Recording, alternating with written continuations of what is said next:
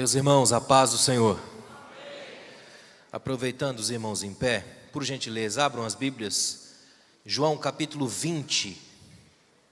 João capítulo 20, nós vamos ler a partir do verso 19.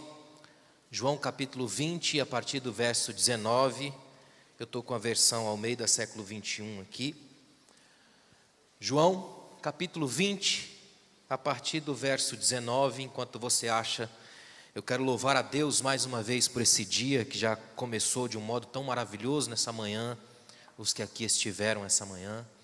É bom estar com vocês mais uma vez nesse segundo ano. Quero louvar a Deus por essa oportunidade, agradecer ao pastor Elias. Obrigado, pastor, pela honra mais uma vez do convite, ao senhor e a toda a equipe da escola. Obrigado, é sempre um privilégio estar aqui. Eu sou fascinado por igrejas que amam a palavra. É bom demais quando a gente está numa igreja que ama a palavra. Amém, irmãos? O século 21 é um século muito perigoso no que tange a palavra. Nós estamos vivendo hoje de verdade uma escassez de palavra. E é uma escassez estranha, porque não é uma escassez no sentido de falta total. Tem muita gente falando, só que é raso. E esse é o grande problema. Então nós temos um problema. Eu tenho a sensação, pastor, que se Paulo escrevesse uma carta aos brasileiros, ele diria: como ouvirão se está todo mundo pregando? Não é se não há quem prega, é se todo mundo está pregando, todo mundo dizendo a mesma coisa, gritando para todo lado. E hoje essa coisa de não ouvir palavra de verdade ainda tem atingido muita gente, que não é o caso dessa igreja, graças a Deus por isso. É um prazer estar com vocês, porque eu sei que estou diante de um povo que quer ouvir a palavra de Deus. Então, deixa eu dizer como é que vai funcionar aqui essa noite. Nós vamos ler esse texto, João capítulo 20, a partir do 19 até o 29. Quando a gente terminar de ler, aí você vai sentar e não vai fechar a sua Bíblia. Amém? Mantenha a Bíblia aberta aí que a gente vai mergulhar nesse texto no tempo que nós temos essa noite. Diz a palavra de Deus: quando chegou a tarde daquele dia, o primeiro dia da semana, estando os discípulos reunidos com as portas trancadas por medo dos judeus, Jesus chegou, colocou-se no meio deles e disse-lhes: paz seja convosco. Ao dizer isso, mostrou-lhes as mãos e o lado. Os discípulos alegraram-se ao verem o Senhor. Então Jesus lhes disse pela segunda vez: paz seja convosco. Assim como o Pai me enviou, também eu vos envio. E havendo dito isso, soprou sobre eles e disse-lhes: recebei o Espírito Santo. Se perdoardes os pecados de alguém, serão perdoados. Se os retiverdes, serão retidos. Tomé, chamado Dídimo, um dos 12, não estava com eles quando Jesus apareceu.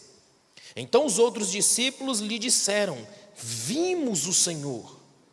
Ele, porém, lhes respondeu: se eu não vir o sinal dos pregos nas mãos e não puser o meu dedo no seu lado, de maneira nenhuma crerei.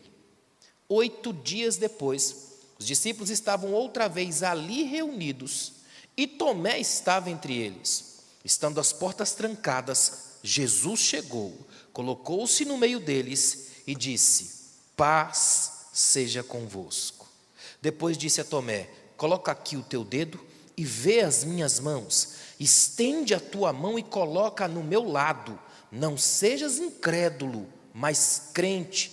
Tomé lhe respondeu: Senhor meu e Deus meu. E disse-lhe Jesus: porque me viste e creste? Bem-aventurados os que não viram e creram. Amém. Pode sentar.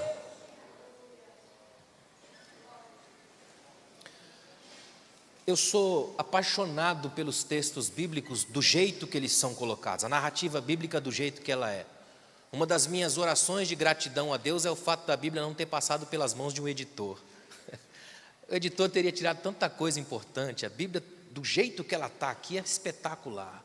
O modo de se contar essas histórias, os jeitos, pequenos detalhes, as coisas que são... A composição do texto diz muito para a gente. Por isso, ler rápido demais, passar por cima do que o texto está dizendo, é um desperdício imenso. E esse texto aqui é tão bonito porque ele tem uma densidade no espaço. Dá para sentir as pressões e tensões do texto. Para que a gente entenda bem, antes de entrar no comecinho aí no verso 19, é tremendo quando a gente sabe que Jesus morreu, que Ele ressuscitou, e o que é melhor ainda desse texto é que as irmãs sabem, viram, Jesus falou com elas, pediu para elas avisarem os discípulos, elas avisaram e eles não acreditaram. É por isso que toda a tensão aqui é masculinizada no texto, eu acho legal isso. Eu fico imaginando a cara das irmãs, pastor, dizendo, a gente falou para vocês que não acreditaram. Né?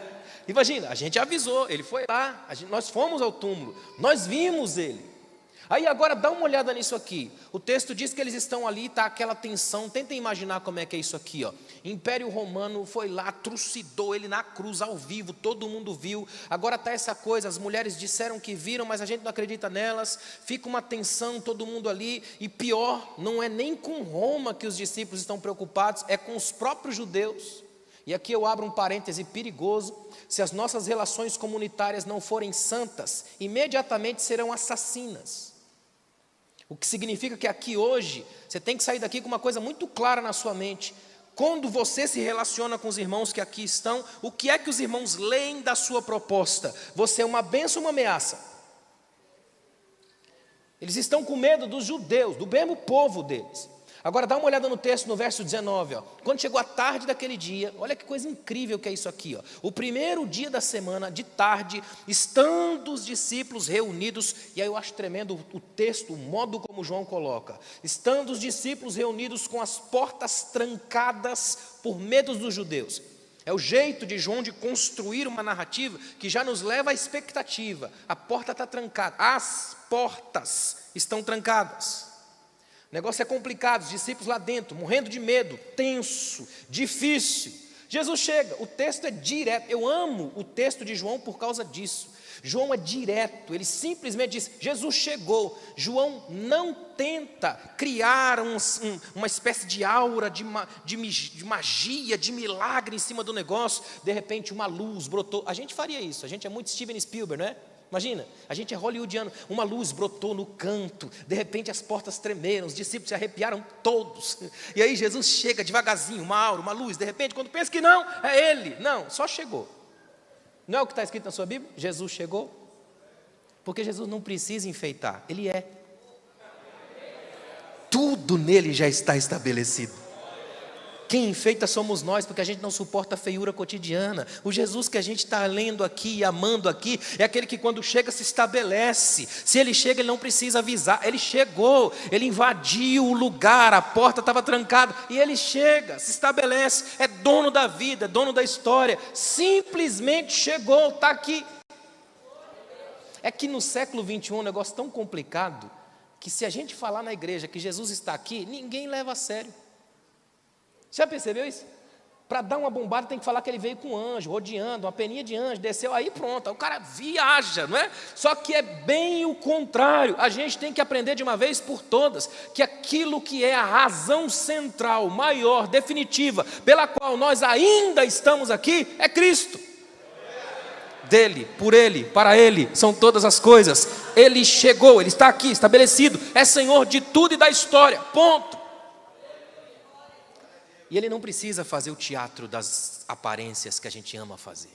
Ele simplesmente chega e se estabelece. Aí o texto de João é bonito porque João diz isso aqui, ó. Olha que tremendo. Estando reunidos com as portas trancadas por medo dos judeus, Jesus chegou, colocou-se no meio deles. Aqui tem um trânsito, eu preciso que você imagine esse trânsito. Jesus chega, provavelmente vem aqui no canto, aí vai para o meio deles. O meio é o lugar que Jesus sempre escolheu para estar. É ponto de equilíbrio, é ponto central. Nem um extremo, nem outro. Ele vai para o meio dos discípulos. Imagine a cena, todo mundo olhando para ele de cima e embaixo. Ele vem chegando tranquilo, tem um silêncio da hora em que ele chega até o lugar que ele se estabelece para falar.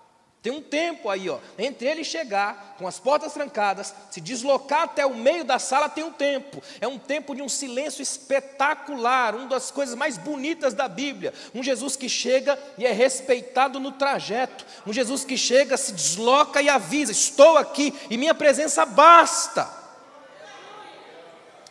O nome disso é temor.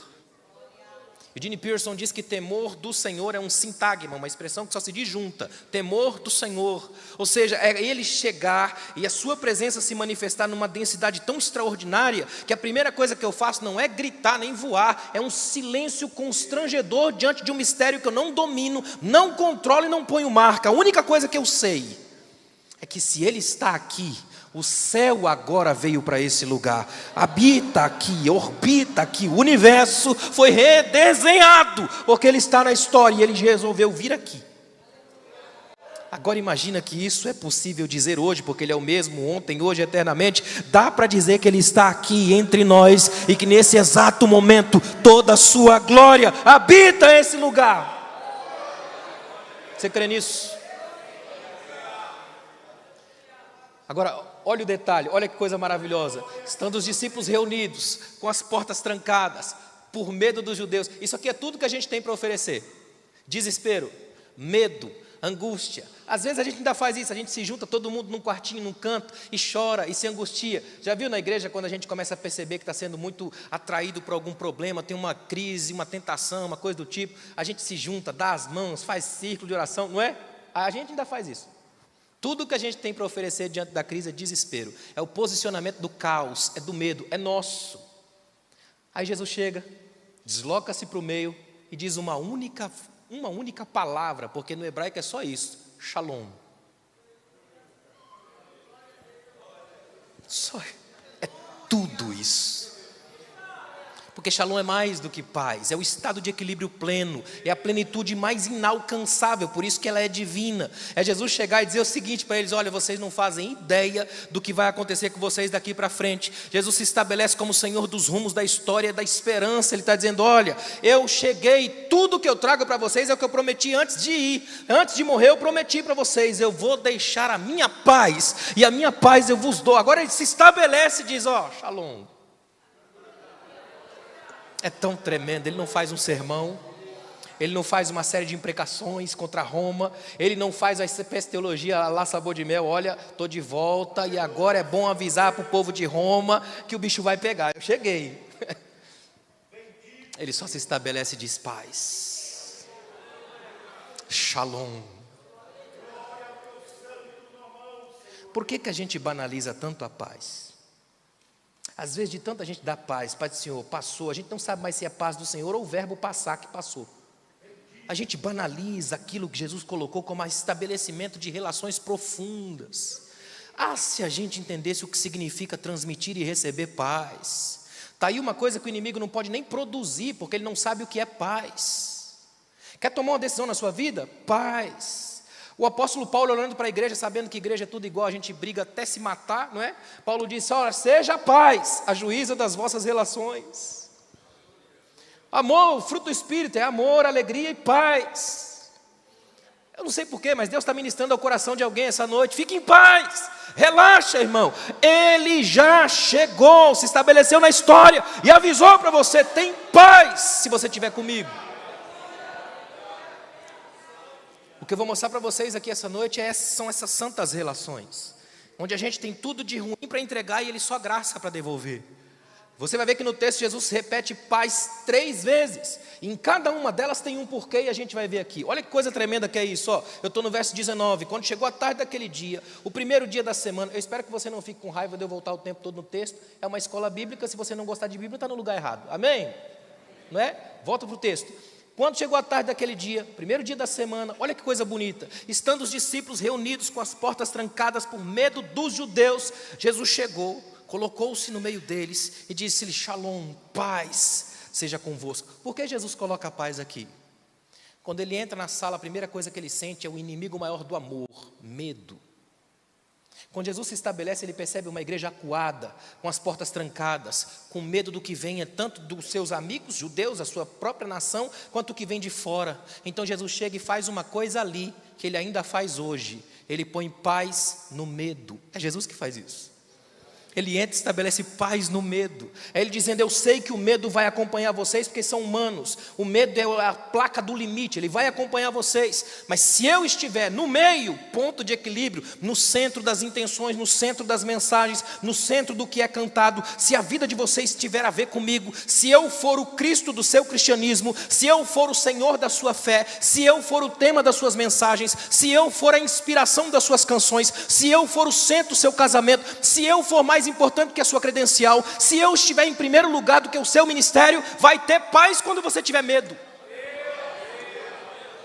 Não é que você não tem medo, é que você vai ter paz no medo, porque o medo não te tem. É Jesus dizendo: a partir de agora, eu sei que o mundo vai se levantar, e quando ele vier você vai tremer, mas quando você ameaçar cair, vai olhar para trás, vai saber que eu estou aqui, no meio, no ponto de equilíbrio, equilibrando a sua vida e as suas trajetórias. Paz no medo. Tem gente na igreja que tem medo de Deus. Ele começa a dar uma disfarçada e tal, até pede para Deus usar, mas quando Deus começa, ele sai fora, já viram? Tem gente que tem isso. Ao longo de muito tempo, a gente foi educado às vezes em alguns sistemas de igreja que impunham mesmo um medo do sagrado. Já começava com o terrorismo infantil: cuidado, olhinho no que olha, mãozinha no que toca, não era? A gente tinha sempre essa tendência de causar uma certa tensão a partir do medo. Olha, cuidado, varão, não sei o que lá, aquela coisa toda. Eu lembro de um irmão na igreja que tinha uma gravata vermelha. Os irmãos falavam para ele que aquilo era do diabo, só porque era vermelho. Até hoje ninguém explicou isso. São os fetiches gospel, esses negócios complicados. E cada dia tem uma coisa diferente. Aí inventa um negócio novo, e um outro arrepio, uma outra unção, um negócio diferente. E gente que inventa nomes para demônios e coisas do inferno. E começa criando uma sequência de medos. Aí Jesus se estabelece e diz: gente, deixa eu falar uma coisa para vocês. Paz no medo de vocês. Ou seja, é paz na relação com Deus, é paz na relação com os irmãos, é paz para não ter medo mais do outro que mora perto de mim. Medo dos judeus aqui é medo de quem está próximo, é medo da proximidade, é paz em todos os sistemas que se estabelecem até ante Deus. É saber que se eu estou aqui hoje, não é porque eu sou bom, porque eu tenho outras coisas que você não tem, é puramente porque quando o medo veio, não venceu, porque o ponto do meu equilíbrio não era o medo, era Cristo. Logo, tem paz no medo. Por exemplo, século 21, tem uns irmãos que eles estão literalmente apavorados com inteligência artificial, chat GPT e não sei mais o que. E os irmãos chegam: pastor, tem que fazer o mais rápido possível um seminário, porque o negócio está complicado. Já falaram para mim: pastor, tem que fazer, pastor, faz um seminário de não sei quantos dias. E o povo adora 7, 14, 21, os múltiplos, 7 dias de seminário, lutando contra a GPT. Eu falei: para quê, irmão? O problema não é a inteligência artificial, é a não inteligência dos humanos. Esse é mais complicado. O que Deus está chamando a gente agora é para a gente lembrar de uma coisa mais importante ainda. O mundo continua mundo e ele vai se arrebentando sozinho. Nós temos que lembrar de uma coisa: esse nosso Senhor ainda é o Deus que entra nas nossas casas das portas fechadas com medo do mundo e ministra paz no medo da gente. A gente só tem que lembrar que acima de qualquer coisa, o centro da história ainda é Jesus. Ele ainda é o Senhor da história e o Senhor da vida. Antes dele, depois dele, nada. Só Ele basta, porque Ele é tudo. Muita gente nas igrejas tem perdido de vista esse Cristo soberano, vencedor. Em muitos lugares esse Cristo da sociedade, esse Cristo frágil, empalidecido, com medo da vida, ainda é o Cristo exportado como visão para dentro da igreja. É perigoso isso. Quando o Cristo das imagens sociológicas do lado de fora invade o imaginário da igreja, a gente tende a desacreditar do Cristo bíblico. Só que o Cristo bíblico ainda é o Cristo soberano e Senhor da história, e é nele que a gente crê. Ele é capaz de vencer a morte e se reunir com um grupo de gente num quarto fechado e dizer só isso: paz seja convosco. Uma palavra dele já é capaz de estabelecer paz na história. Uma palavra dele já é capaz de ministrar vida ao seu coração. Uma palavra dele é capaz de construir futuro. Uma palavra dele é capaz de destruir as potestades do passado. Uma palavra dele liberta das algemas do medo. Tem mais, olha que coisa tremenda. Eu estou no verso 19, olha o verso 20. Ao dizer isso, eu acho tremendo isso aqui, ó. Jesus vai e diz: paz seja convosco. Aí todo mundo naquele clima, de repente ele passa da fala ao ato, ele mostra. Ao dizer-lhes isso, mostrou-lhes as mãos e o lado. Imagine essa cena. Eu preciso que você ative uma potência imaginativa agora. Imagine isso aqui, ó. Jesus chega para os discípulos e fala: vem cá, deixa eu mostrar uma coisa para vocês. Olha isso aqui, ó. Irmãos, isso faz um gatilho de memória poderoso. Imagina os discípulos pensando naquelas marteladas, eles estão vendo, isso aqui, ó, olha o que os pregos fez, ó, aqui, ó, o meu lado aqui, ó, furado. É só João quem fala isso, porque é ele quem fala do ato de furar o lado de Jesus. Imagina o gatilho que isso dá nos discípulos, imagina como é que é. Eu acredito que alguns estavam aos prantos vendo isso. E o mais tremendo, ele acabou de ressuscitar, ele acabou de vencer a morte, passar por uma porta trancada para ele não é nada, não precisou nem abrir, ele passou tranquilo, mas ele faz questão de manter as feridas.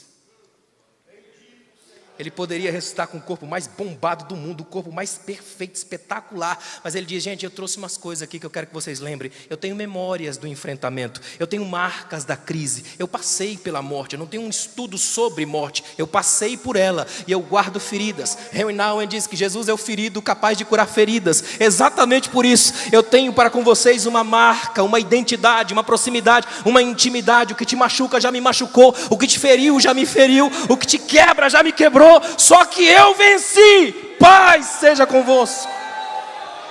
Tem paz no medo. Sabe o que é lindo? Sabe o que é lindo? Todas as vezes que essa coisa machuca a gente, que a vida arrebenta, que a gente tem marcas, e se a gente olhasse aqui hoje, não tem ninguém aqui dentro hoje que não tenha alguma marca dos embates com a vida, com o medo, com o caos. Isso nos humaniza, isso nos leva mais perto de Cristo. Nós não temos um Deus metido de costas e acima do povo, não temos um Deus da autobajulação o tempo todo. Eu acho até estranho que alguns dos nossos louvores esquecem disso, e a gente fica louvando como se Deus tivesse baixa autoestima, lembrando a Ele aquilo que Ele nunca esqueceu que é o contrário, irmãos. Nós é que somos frágeis, com sentimentos destruídos. O nosso Deus sabe exatamente quem Ele é, e quando Ele olha para a gente e vê marcas, o abraço é ainda mais íntimo, é de dizer: eu sei o que é isso. Ninguém me explicou, eu senti. E sabe o que é mais incrível? É Ele dizer para os discípulos aqui, ó, dá uma olhada nisso aqui, ó. Isso aqui nos aproxima, não nos afasta. Eu não sou um fantasma, fruto da imaginação mirabolante de vocês. Eu sou aquele que vocês viram ser pregado na cruz do Calvário. Só que eu também sou aquele que vocês levaram e colocaram no túmulo e viraram a pedra. Só que eu também sou aquele que a pedra foi removida e eu saí vivo. E eu estou aqui hoje para que vocês saibam: eu fui, eu sou e eu serei sempre o Deus de vocês. Você só está vivo e viva aqui essa noite porque esse Senhor das marcas conhece as suas feridas. Fuja de todo cristão que esconde suas marcas, que faz tatuagens do sagrado para esconder feridas, que se acha o super, o poderoso. Passei por tudo e estou de pé. É muito perigoso isso. Eu sempre gosto de gente que já passou pelo caos e que tem a sensação de que não vai vencer. É tão bom andar com esse tipo de gente. Gente que nunca te julga porque já teve a bota do carrasco na cara. Gente que tudo que ele faz é ter cheiro de pó. Então ele é capaz de te ouvir, ele não te julga, ele não te condena, ele só te recebe, te abraça, ora junto.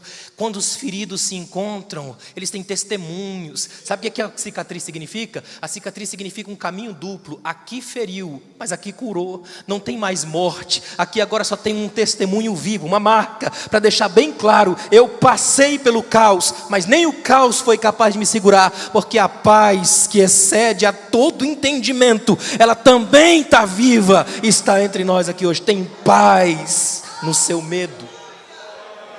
Escute o Espírito ministrar o seu coração hoje. Tem paz no seu medo, paz no medo que invade a sua casa, paz no medo que invade os seus sonhos, tem paz no medo que invade o seu ministério, tem paz no medo que invade as decisões que você tem que tomar. Tem paz porque tem Cristo, e se Ele está lá, Ele ainda é o príncipe da paz, o Senhor da vida.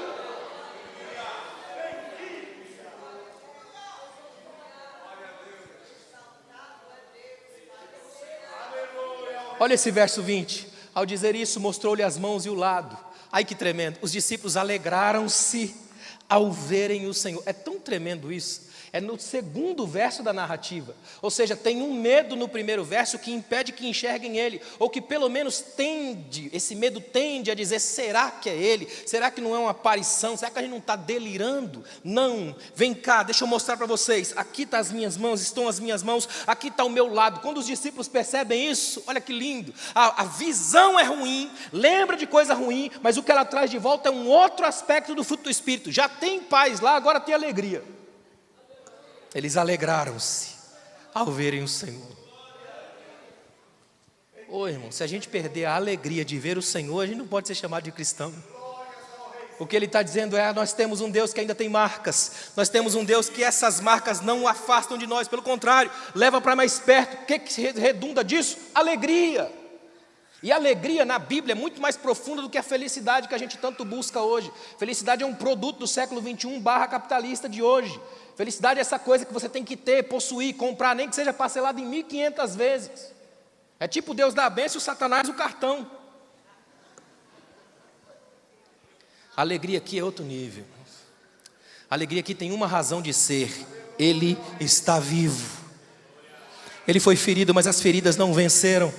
Ele pode entrar nessa casa e dizer paz, então Ele é o mais importante. E isso para nós é alegria suprema. Os discípulos alegraram-se. Agora, olhe para mim, tem um detalhe nesse texto que daqui para frente eu vou explorar bastante. Nenhum momento você vê aqui uma quebra. Aliás, só um momento que você vai ver lá na frente. O que tem aqui é uma experiência comunitária profunda. Jesus saiu da morte, a primeira coisa que foi fazer foi atrás do seu grupo, rompeu as portas fechadas e entrou nesse grupo, ministrou paz e alegria sobre os discípulos, tudo no plural. Os discípulos alegraram-se ao verem o Senhor. Eu tenho sempre um pé atrás com alguém que se alegra sozinho. A igreja é uma experiência comunitária em tudo. A gente sofre junto e a gente alegra junto, a gente perde junto, a gente ganha junto, a gente celebra junto porque a gente chora junto. Os cristãos puritanos, por exemplo, quando eles iam fazer o velório de um irmão na igreja, antes de fechar o caixão, pastor, era uma praxe dos puritanos, antes de fechar o caixão, o pastor que oficiava o velório chegava bem na frente do caixão e dizia para o irmão lá no túmulo, no caixão: não é a última vez que nós estamos nos vendo.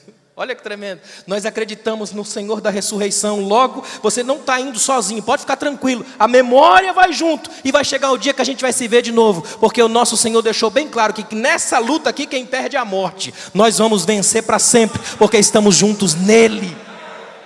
Experiência comunitária restauradora, renovadora. Agora, olha que coisa linda. Eu estou no verso 20, olha o verso 21. Então lhes disse pela segunda vez: paz seja convosco. Eu acho tão tremendo isso. A primeira vez ele coloca paz no medo, e o medo não suporta a presença dele, vaza, e a alegria chega e invade o lugar. Está tudo em paz agora. Paz, alegria. Aí Jesus vem e diz paz pela segunda vez. Só que agora ele muda o foco da paz. Dá uma olhada no verso 20, nesse verso 21. Então Jesus lhe disse pela segunda vez: paz seja convosco. Assim como o Pai me enviou, eu também vos envio. Olha que tremendo. Primeiro ele tira o medo para não enviar um bando de medroso. Depois ele bota a alegria, que é para enviar um monte de gente alegre. O que Jesus está fazendo é tremendo. Ele já botou paz no medo, agora põe paz na vocação. Ele põe paz na missão, paz no trabalho. O que Jesus está dizendo é: daqui para frente vocês vão trabalhar para mim de novo. Só que agora vai ser diferente. Agora vocês vão sair ministrando a alegria que já têm e a paz que receberam. No meu processo vocês vão ter o mesmo processo que eu. Se eu envio vocês, envio em paz e alegres. Não é um peso, é uma alegria. Ou seja, não pode ser um peso, tem que ser um privilégio. Olha o que Jesus está fazendo. Ele está dizendo assim: eu quero que vocês saibam que o processo pelo qual eu passei foi doloroso, complicado, deixou marcas, mas me fez vencer o que eu precisava. Então agora, debaixo da minha vitória, saiam, e já com duas certezas: vocês têm paz e têm a minha alegria. Agora vão. Essa hashtag só vai é de Jesus. Só vai. Feliz, alegre, sabendo quem você é, trabalhando para o reino, no reino. A gente acabou de cantar: o rei está voltando. Você quer mesmo isso? Às vezes não acredita no que canta, né? Pensa por um momento. Olha que coisa bonita que é isso aqui. Eu sou apaixonado por esse texto. Olha o jeito que João está dizendo: gente, agora eu vou enviar vocês, assim como o Pai me enviou. Eu envio vocês. Vão em paz, vão alegres. Às vezes eu tenho a sensação de que os grupos que nós formamos como igreja, quando sai em missão, em vocação, sai numa angústia, num peso. Não é aquela coisa estranha que parece que está pregando um Cristo morto. Você já teve em culto de ceia que parece que é o velório de Jesus? O velório mais longo da história, 2000 anos, e ele nem enterrou. É angustiante, pesado, esquisito. Eu me lembro de uma vez que estava numa igreja, o pastor chamou uma irmã: irmã, vamos ouvir aquela culto nosso pentecostal normal, de Assembleia de Deus Raiz, né? Diz assim: a irmã ali, vem cantar um hino. A irmã levantou com aquele olhar satânico: eu te mato lá fora. Aí sobe aqui com todos os pesos do mundo, pega um microfone e diz: estou feliz com Jesus. Imagina triste. É só uma frase. Que tipo de alegria a gente experimenta no ir? Muitos não têm alegria sequer para vir, quanto mais para ir. Isso significa que a alegria, do ponto de vista bíblico, ela não é um sorriso eterno na cara. Porque sorrir é bom, mas sorrir de tudo é desespero. A alegria de Jesus é a capacidade que você tem de, no meio do caos, ainda permanecer com a esperança intacta. Porque você sabe que a sua alegria não tem a ver com circunstâncias, tem a ver com aquele que está na frente de qualquer circunstância. Então você permanece. Tipo de alegria você tem quando está no ir, no envolvimento com os irmãos, conversando com eles. Uma moça nos Estados Unidos falando sobre o seu pai, pastor, que tinha falecido num tempo recente, ela dizia assim: meu pai não era lá um grande pregador, mas seus sorrisos eram tão cheios de Deus, que atingiam mais efeitos do que seus sermões. Olha o que Deus está falando para você aqui hoje. Que em nome de Jesus Ele te liberte de uma potestade chamada ignorância, cara fechada, coisa absurda. Que você saia daqui hoje leve, livre, feliz, abraçando a graça e saindo ministrando alegria pela cidade. O mundo já está sério e chato demais e precisa de cristãos cheios de uma alegria e de uma paz tão tremenda que possa abrir portas por onde passa. Eu acho tão tremendo o fato de Jesus falar para os discípulos assim: olha, eu quero que vocês saibam que as portas do inferno não prevalecerão contra a igreja. Geralmente, como é que a gente pensa esse texto? Vê se eu estou errado. Geralmente a gente pensa que aquela igrejinha lá na esquina do nada, com coisa nenhuma, no bairro que não tem nem nome, 5 crentes, um esperando para morrer. Naquele culto de quinta-feira, o irmão abre a boca e mistura um aleluia com alegria, não é? E aí o pastor, assim, para dar uma injeção de ânimo para o domingo, diz: irmãos, as portas do inferno não prevalecerão contra a gente. É ou não é? Interessante que não tem nada a ver com o original. A inflexão do verbo grego é ativa, não é passiva. Ou seja, é a igreja quem avança. Mais do que isso, só o inferno tem portas, no plural. A igreja só tem uma, porta. Eu sou a porta. Ou seja, qualquer outro meio de entrar pela igreja que não seja Cristo já é inferno. Por isso nós estamos aqui essa noite. Porque a gente entrou pela porta certa, e na porta certa tem esperança, na porta certa tem alegria, na porta certa tem paz, na porta certa tem essa glória que nos faz permanecermos na experiência comunitária do outro. Tem mais, olha o verso 22. E havendo dito isso, soprou sobre eles e disse-lhes: recebei o Espírito Santo. E Jesus não está fazendo nenhuma mágica, lembra? Ele simplesmente chegou. O que ele está fazendo aqui não é um jeito, um sistema, um ato profético / patético, não. O que Jesus está fazendo é dar aos discípulos o mesmo começo que ele teve. Ele começou pelo Espírito, está dando para os discípulos o mesmo começo. Se eu comecei pelo Espírito, vocês devem começar por aqui. Então sopra sobre eles, é um indicativo, vida. O que eu quero que vocês façam é: ministrem paz, alegres e cheios de vida. A igreja não é um ambiente da morte, a morte não se cria aqui dentro. Aqui todo o ambiente é vivo, tudo aqui é vivo. As brasas são vivas, a pessoa é viva, o culto é vivo, a palavra é viva, o louvor é vivo, a oferta é viva. Tudo é vivo na igreja, porque ela é o lugar da vida. Eu acho tremendo. Dá uma olhada no verso 23. Olha o verso 23. Começa com uma conjunção subordinativa. Se perdoardes os pecados de alguém, serão perdoados. Não é uma imposição. Eu não sei de onde é que a gente tirou essa mania de impor as coisas sobre as pessoas. Se Jesus, que podia, não fez. Ele não impõe, ele propõe. Se perdoardes os pecados de alguém, serão perdoados. Se retiverdes, serão retidos. Isso aqui significa o quê? Abertura para troca de ideia. Para perguntar para o outro: recebe perdão? Quer segurar essa coisa? Quer ficar com esse peso na alma? A lógica aqui é Jesus dizendo: daqui para frente, a missão que eu envio vocês é de relacionamento, é de troca de ideia, de abertura, de leitura do outro, é de proposta. Não é de impor, é de propor. Não é de chegar colocando meu rótulo em todo mundo. Aquela coisa tão estranha que algumas pessoas fazem: olha, se não for do nosso, nem vem. Eu fiquei sabendo de alguns lugares, no Brasil inclusive, alguns lugares ainda hoje, em pleno século XXI, que se você for do outro ministério, o varão atravessa a rua para não cumprimentar, vai vendo. Como é que pode? Pensa por um momento, como pode uma coisa dessa? Eu atravesso a rua para não passar perto porque o irmão é do outro ministério. Imagina. Aí Jesus vem e diz assim: ó, se perdoados. Olha o que ele está dizendo. Por que eu tirei o medo de vocês? Agora você vai entender bem. Por que eu tirei o medo de vocês? Enchi o coração de vocês de alegria, soprei sobre vocês e mandei vocês irem. Porque o que vocês vão encontrar no caminho vai precisar muito dessas coisas que eu estou dando para vocês. Vocês vão encontrar gente para perdoar e gente que não vai querer ser perdoada. Vocês vão encontrar uma malignidade nas estruturas da vida. Vai ter gente que vai se abraçar ao seu orgulho e não vai querer ser rompido por isso. Vai ter gente que vai se fincar num púlpito e achar que é dono de Deus.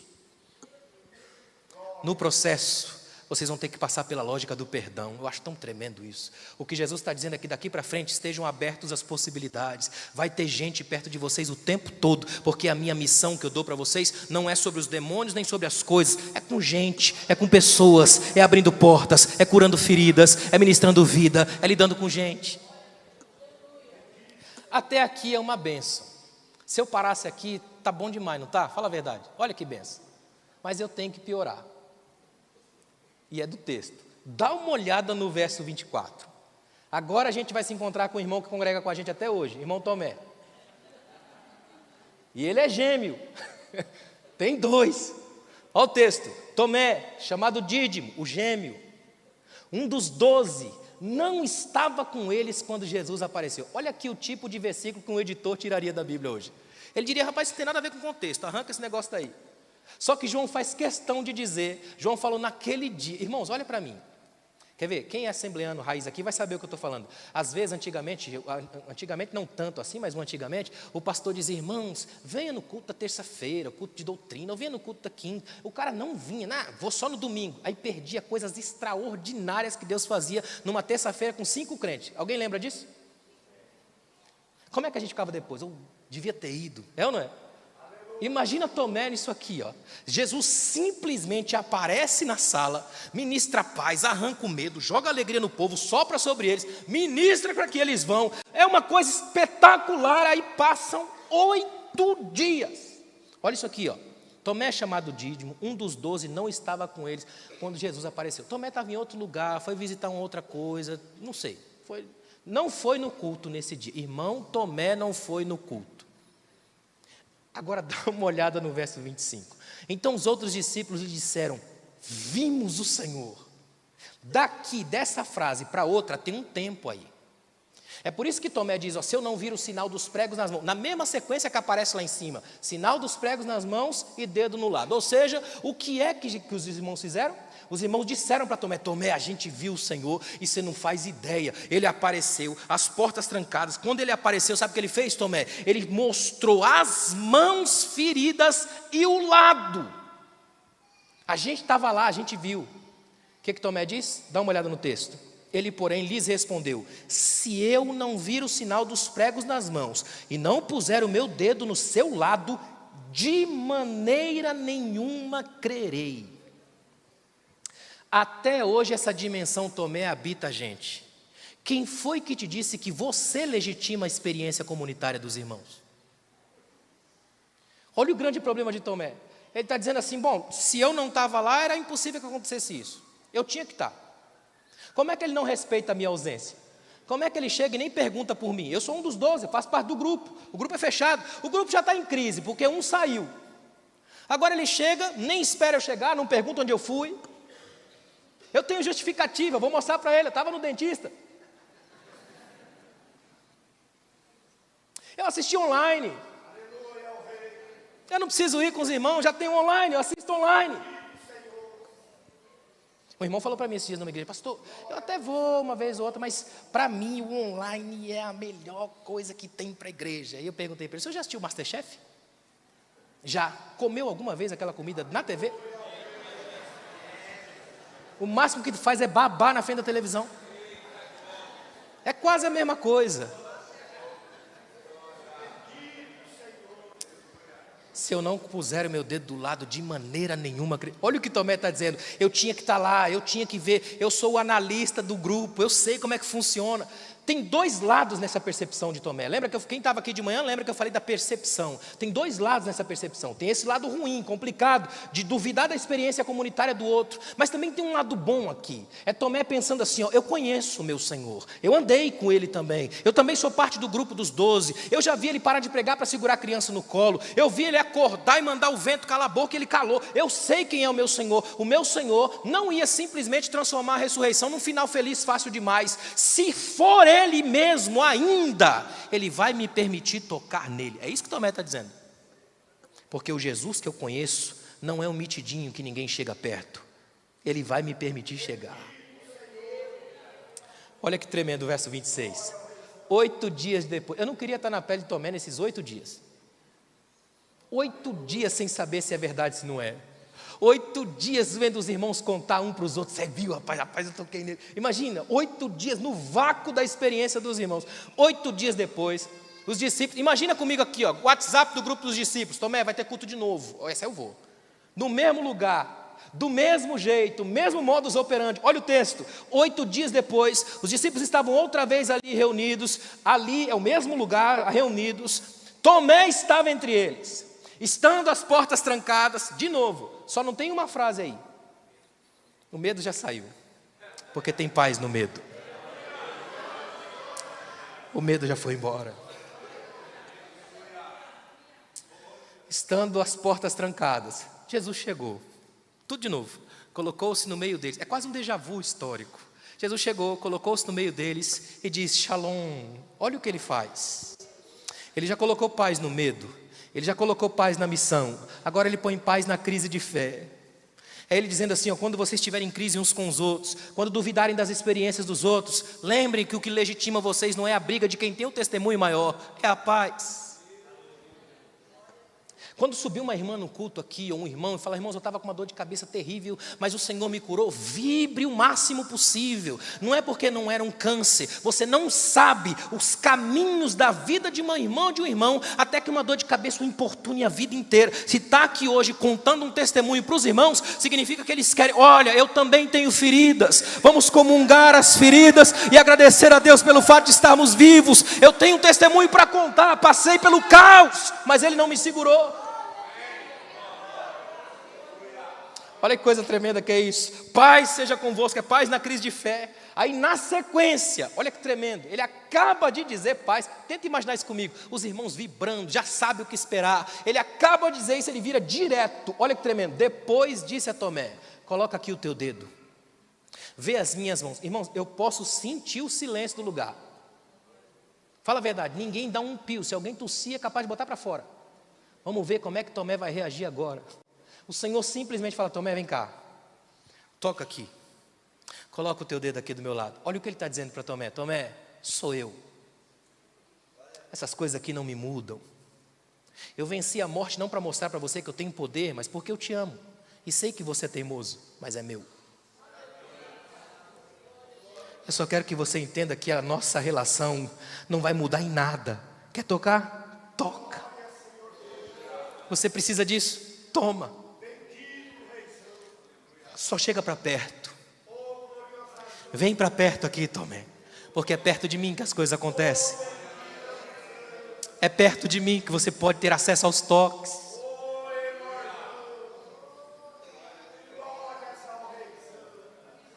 Coloca aqui o teu dedo. Vê as minhas mãos.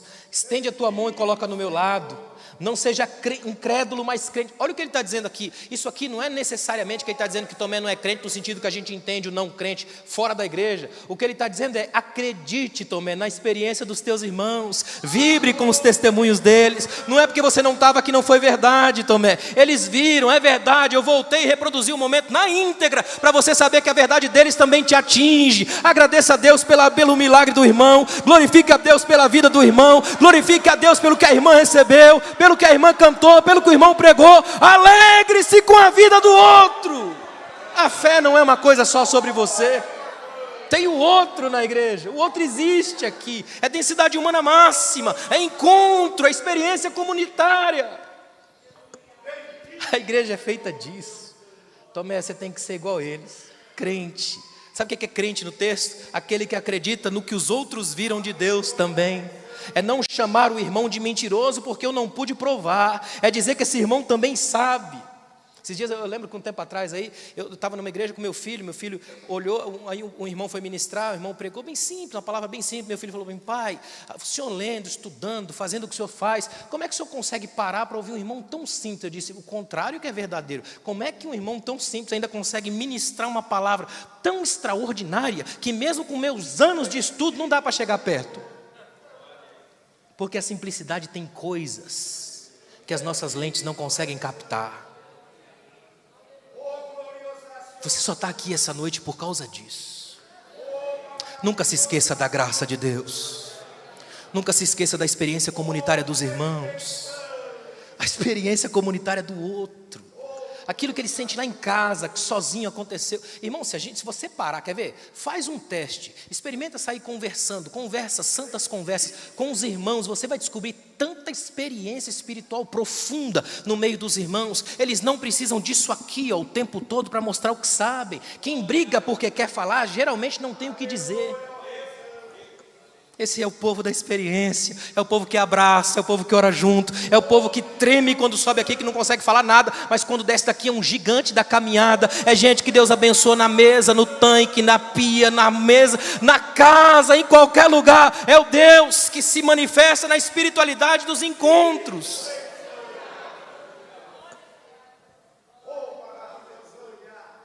Olha o verso 28. Tomé lhe respondeu: Senhor meu e Deus meu, como eu amo essa parte. O texto não diz que Tomé toca, ele não precisa mais. Ele sabe que é verdade agora. Sabe o que é isso aqui? Olha para esse texto aqui. Essa aqui é a primeira vez em que um dos 12 está dizendo em público e em voz audível que Jesus Cristo é Deus. É a primeira vez. Senhor meu, Deus meu, adoração. Essa adoração que a gente fez aqui nasceu aqui, nenhum discípulo que resolveu duvidar da experiência comunitária, mas quando ele se converteu ao coração dos irmãos, virou ministro de louvor, ele adora. Tomara que Deus hoje converta o seu coração ao do irmão aí, experiência comunitária, gente abençoada. Eu amo estar perto desse irmão, eu amo andar com essa irmã, eu quero estar perto desse irmão, quero estar perto dessa irmã. A nossa experiência comunitária faz a adoração surgir natural, é natural, meu Senhor e meu Deus.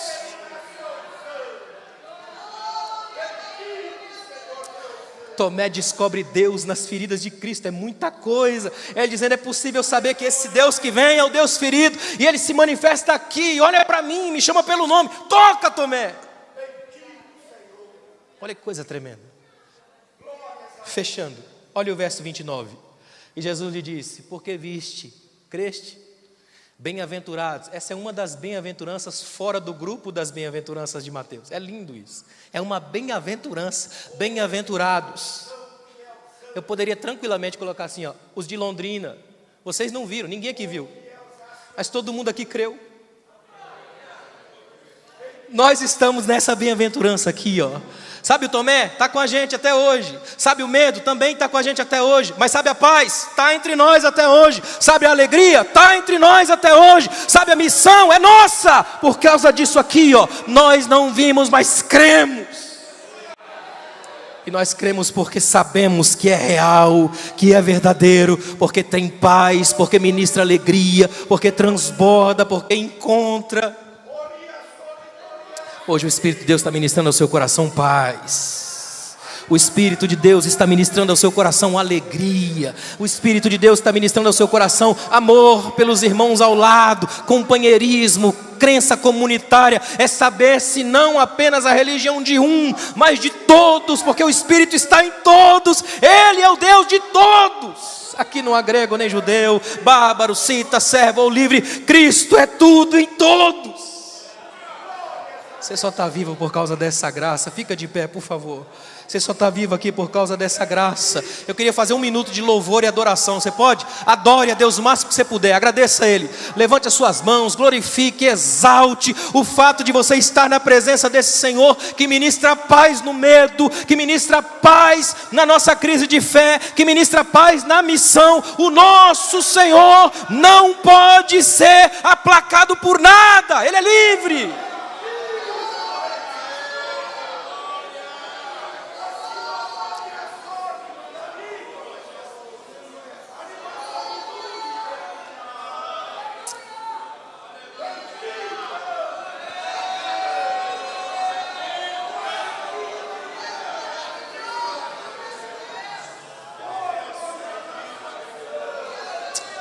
Obrigado, Pai. Obrigado, Deus. Obrigado, Pai. Obrigado, Pai. Obrigado, Pai. Obrigado, Pai. Obrigado pelas feridas. Obrigado pelas marcas. Obrigado pela experiência comunitária. Obrigado, Pai. Pela fé dos irmãos. Obrigado pelo louvor dos irmãos. Obrigado pela coragem dos irmãos. Obrigado por estares aqui, Senhor. Porque a tua mão poderosa ainda continua estendida sobre nós. Porque ainda pecadores como somos, mas somos alcançados pela tua graça. Não fosse a tua graça, ninguém estaria de pé essa noite. Não fosse a tua graça, não haveria uma igreja aberta nessa cidade. Mas é pela graça, Pai. É pela paz ministrada no medo. É pela paz ministrada na crise de fé. É pela paz. Abraça, Pai, cada filho teu aqui essa noite. Abraça essa tua filha, para ela sentir o teu coração quente, para ela sair daqui sabendo que as tribulações, as angústias, nem morte, nem principado, nem potestade, nem nada pode nos arrancar desse amor. Obrigado, Pai. Obrigado. Que Deus te abençoe.